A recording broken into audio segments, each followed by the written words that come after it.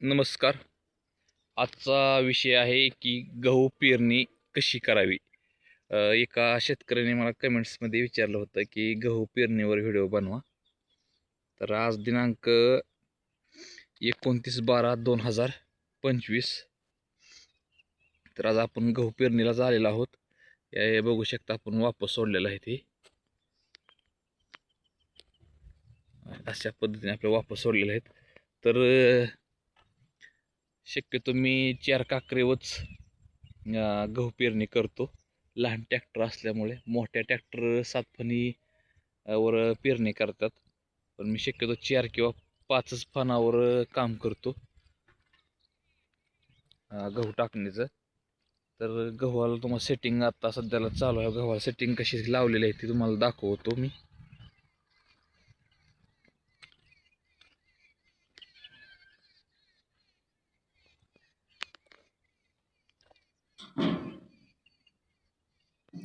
हा जो गहू आहे हा 4 काकरेवच आता सध्याला आपली पेरणी चालू आहे.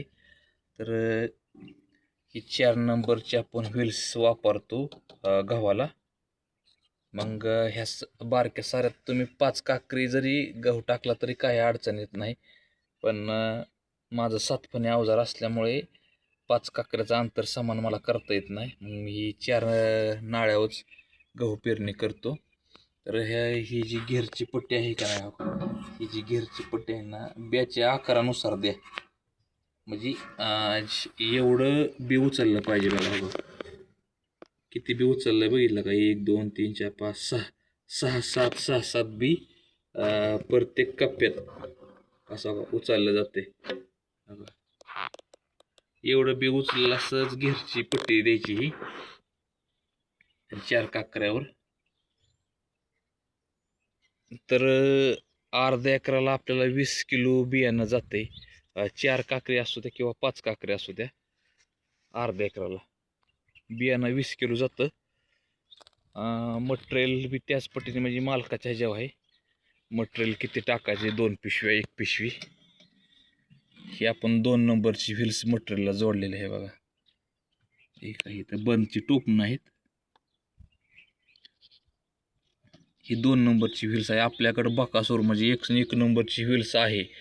त्यांनी मटेरियल इकडे 3 पिशव्या 4 पिशव्या उडवू शकतात. आपण रेग्युलर 2 नंबरची व्हील्स जोडलेली आहे. यांनी मटेरियल 24 हे आज आणलेलं आहे गव्हासाठी टाकण्यासाठी. तर आहे हीच आपण सिस्टीम ठेवलेली आहे चेनला. हा 12 दातीवर आणि हा 18 दाती वर ठेवलेला आहे.